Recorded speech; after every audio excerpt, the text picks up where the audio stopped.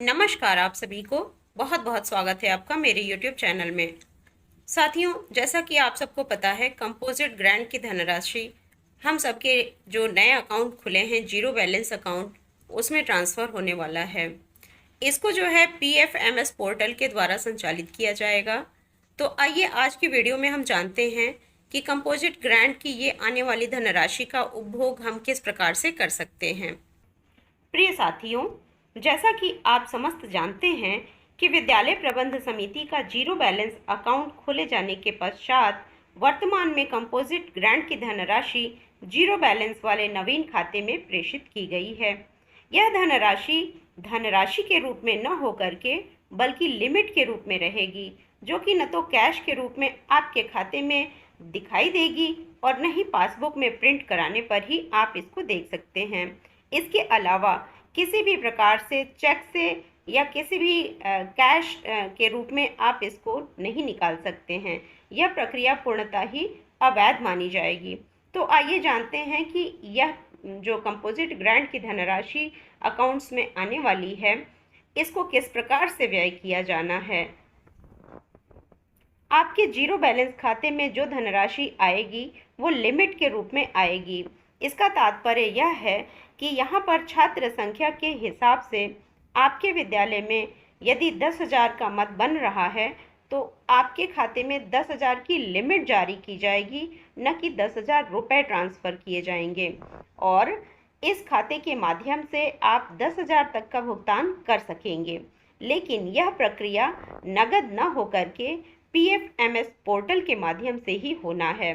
तो साथियों, यह एक बहुत ही नया कार्य है जो हम सभी शिक्षकों को करना है। और आप सभी अवगत हैं कि DBT से लेकर के कन्वर्जन कास्ट की धनराशि को प्रेषित करने का काम हम सभी शिक्षकों ने निभाया है। तो इस कार्य को भी हम सबको करना है और अच्छे से अच्छे बिना त्रुटि के इसको करना है। और आइए देखते हैं कि इसमें आगे क्या प्रोसेस है। साथियों, खाते में जो बैलेंस या फिर लिमिट आएगी उसकी जानकारी हम कैसे करें। जीरो बैलेंस खाते में पासबुक पर प्रिंट के माध्यम से या बैंक में जा कर के खाते में कितना मद आया है, इसकी जानकारी हम नहीं प्राप्त कर सकेंगे, क्योंकि खाते में धनराशि न भेज करके लिमिट जारी की गई है।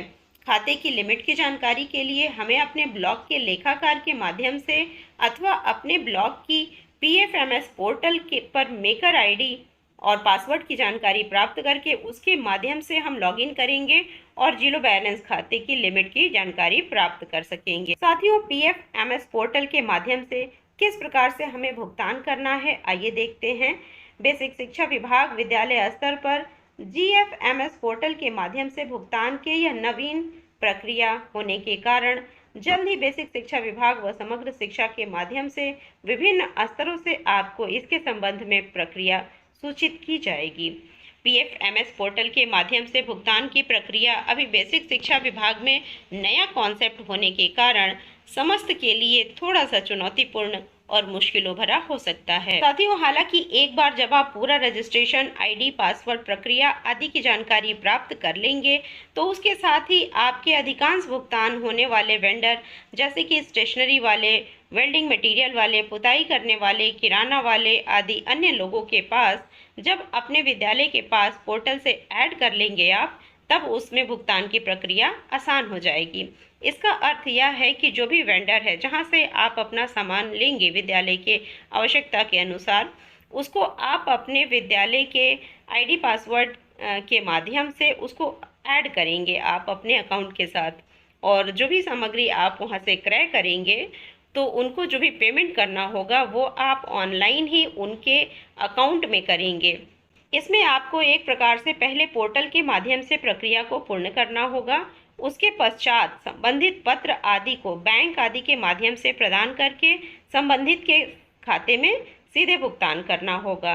अर्थात कि आप किसी भी प्रकार का कैश ट्रांजैक्शन नहीं करेंगे और आप अपने पोर्टल पर उस वेंडर को आप अंकित करेंगे और इस तरह से वह आपसे कनेक्टेड हो जाएगा और फिर आप उसको अपने जो भी आपकी लिमिट है उसमें से आप कितना यूनिट उसको देना चाहते हैं, इसको आप उसमें मेंशन करेंगे और इसके साथ साथ सामग्री भी मेंशन करेंगे और फिर आपका जो है ये ट्रांसफ़र हो जाएगा।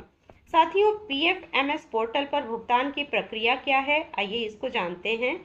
पीएफएमएस पोर्टल पर भुगतान के लिए निम्न प्रमुख चरण हैं। पहला चरण है, पीएफएमएस पोर्टल पर हमें लॉगिन करना होगा। लॉगिन हम कैसे करेंगे, इसके लिए हमें पासवर्ड प्राप्त होगा और उस पासवर्ड के माध्यम से ही हम वहां लॉगिन कर सकेंगे। पीएफएमएस पोर्टल पर वेंडर की पूरी डिटेल भरते हुए हमें उन्हें जोड़ना सुनिश्चित करना होगा, जिससे कि हम पैसों का भुगतान उनके खाते में कर सकें। जो भी एक्सपेंडिचर संबंधी विवरण होगा वो भी आपको पूर्ण करना होगा, अर्थात कि आपने क्या सामग्री खरीदी है या किस मद से आप उसको खर्च करना चाहते हैं, वो सब कुछ आप पोर्टल पर मेंशन करेंगे। जिस मदद के लिए एक्सपेंडिचर कर रहे हैं आप, उससे संबंधित सारे विवरण आपको भरने होंगे। सैंक्शन अर्थात कि संस्तुति का विवरण भी आपको भरना होगा और इसके बाद डिडक्शन डिटेल विवरण को कंफर्म करके आप इस प्रक्रिया को पूर्ण करेंगे, अर्थात कि सारी कार्यवाही आपके ही थ्रू होनी है और आपके पोर्टल के थ्रू होनी है। तो इसमें बहुत ही सावधानी की आवश्यकता है। आप सभी इसको पहले प्रोसेस को समझ लेंगे, उसके बाद से आप आसानी से इसको कर सकेंगे। उक्त प्रक्रिया को पूर्ण करने के पश्चात बैंक में पत्र आदि के माध्यम से संबंधित के खाते में भुगतान करना होगा। ये हमारा फर्स्ट स्टेप हो गया।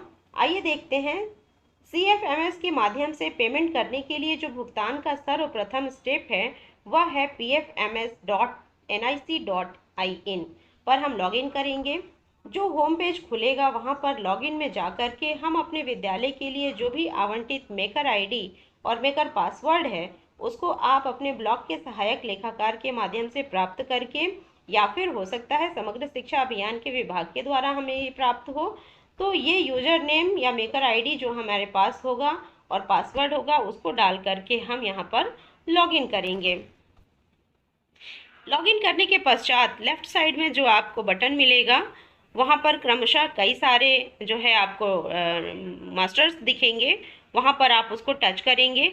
मास्टर्स पर टच करने के पश्चात बहुत सारे विकल्प आपके सामने खुलेंगे, जिसमें कि वेंडर पर क्लिक करने पर सर्वप्रथम आपको वेंडर के कार्य अर्थात कि सप्लायर को ऐड करना है। जिस भी सप्लायर को आप ऐड करके उससे सामग्री लेना चाहते हैं आप उसको ऐड करेंगे। उसके बाद से वेंडर पर टच करने पर आपके सामने कई सारे ऑप्शन खुलेंगे और उसमें आप ऐड न्यू करेंगे, अर्थात कि अगर आपने पहले किसी को ऐड कर लिया उसके बाद आप फिर किसी को भी ऐड कर सकते हैं। तो ऐड न्यू में आप जा कर के जो भी वेंडर जिससे आपको सामग्री लेनी है आप उसको वहाँ पर ऐड करेंगे। ऐड न्यू पर जब आप टच करेंगे तो वहाँ पर कई बॉक्स और कॉलम्स खुलेंगे और वहाँ पर टच करने के बाद आप वहाँ पर जो भी इम्पोर्टेंट डॉक्यूमेंट्स वो मांगते हैं वो आप भरेंगे। प्रमुख रूप से वेंडर या फर्म का नाम आपको भरना होगा और उसमें ये पूछा जाएगा कॉलम में कि यह जो है पर्सनल है या फिर आप कॉमर्शियल भुगतान करना चाहते हैं। इसमें वेंडर की डिटेल भरते समय सर्वप्रथम आप वेंडर का नाम टाइप करेंगे, उसकी एड्रेस डिटेल, जीएसटी नंबर इत्यादि सब कुछ भर करके आप जो है इसको कंप्लीट करेंगे और इसमें फिर आप वेंडर के बैंक अकाउंट का नंबर भी फिल करेंगे। वेंडर की पूरी डिटेल भरने के पश्चात आप इसको सेव कर लेंगे और इस तरह से बैक बटन करके आप पुनः बैक आ जाएंगे। स्टेप 3 में हमको जो है एक्सपेंडिचर या फिर जो भी हमने व्यय किया है उसके संबंध में डिटेल भरना होगा। एक्सपेंडिचर पर क्लिक करने के पश्चात बहुत सारे विकल्प खुल करके आएंगे और उसमें भी हम ऐड न्यू करेंगे। ऐड न्यू करने पर जो एक नया फॉर्म जैसा हमारे सामने आएगा उसको फिर हमें जो है कंप्लीट करना होगा। इसमें हमें ये डिटेल भरनी होगी जिसमें कि जो भी उसमें ऑप्शंस आएंगे समग्र शिक्षा वाले स्कीम के तहत उन्हीं के ऊपर हम व्यय कर सकते हैं। तो आप उसमें से सेलेक्ट कर लेंगे कि आप किस ऑप्शन पर व्यय करने जा रहे हैं। इसके पश्चात जिसके लिए एक्सपेंडिचर कर रहे हैं उसे भरना होगा, अर्थात कि जो आप व्यय कर रहे हैं इसमें क्लिक करने पर जितने वेंडर हमने जोड़ रखे हैं उनकी डिटेल हमारे सामने खुल करके आ जाएगी। तो जिस भी वेंडर से आप उस पर्टिकुलर कार्य को करा रहे हैं या जो सामग्री आप क्रय कर रहे हैं आप उसको वहाँ पर मेंशन कर लेंगे। इसके पश्चात लाइटर अर्थात कि ऑफिस ऑर्डर नंबर, स्कूल का नाम आदि डिटेल भरते हैं और इसमें इस चीज़ का ध्यान रखना होगा कि जो है कोई भी भुगतान करते समय हम एक पत्रांक जैसे कि ऑफिस ऑर्डर नंबर इत्यादि हमें मिलेगा, उसको भरने के पश्चात हम चूज़ फाइल करके और उस अपनी फ़ाइल को अपलोड कर देंगे। मीन्स कि जो भी वेंडर को हमने पेमेंट करनी है, जहाँ से हम अपना सामग्री ले रहे हैं, तो उसके संबंध में सारी डिटेल्स भरने के बाद हम इस पेज को अपलोड करेंगे। इसके बाद से हम जो है जो अपलोड सेक्शन है वहाँ पर लेटर के ऑप्शन के माध्यम से हम संस्तुति के पत्र को अपलोड करेंगे और इसमें कुछ और डिटेल हमें भरने को आ सकती है, जैसे कि क्या डेट होगा, अवेलेबल लिमिट आपके पास क्या है और टोटल अमाउंट जो आप भुगतान कर रहे हैं। इसके पश्चात आपके पास कुछ और भी डिटेल भरने के लिए आ सकता है, जिसमें कि आपको स्कीम आदि पूछा जा सकता है और विद्यालय से जुड़े हुए अन्य कार्य और जिस मद में आप इसको खर्च कर रहे हैं, ये सारे विकल्प आप वहाँ पर सेलेक्ट करके सेव कर लेंगे। इसके पश्चात सेव करते ही हमारा जो है वहाँ पर बिल अपडेट हो जाएगा और हमें एक वाउचर नंबर प्राप्त होगा और इस प्रकार से हमारा जो है ये फर्स्ट प्रोसेस समाप्त हो जाएगा। आइए देखते हैं कि आगे हमें किस प्रकार से कार्य करना है। साथियों, पेज को अपलोड करने के बाद जब हम आगे बढ़ेंगे तो इसमें जो एक विकल्प आएगा वो आपको पहला विकल्प जो होगा उसमें आप द्वितीय विकल्प को आप चुनेंगे, जिसमें कि डिजिटल सिग्नेचर का ऑप्शन होगा, तो उसे आप यहाँ पर सेलेक्ट कर लेंगे।